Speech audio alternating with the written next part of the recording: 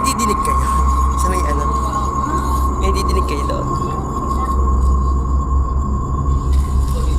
Solo mo mga ako dito. Eh, ganito.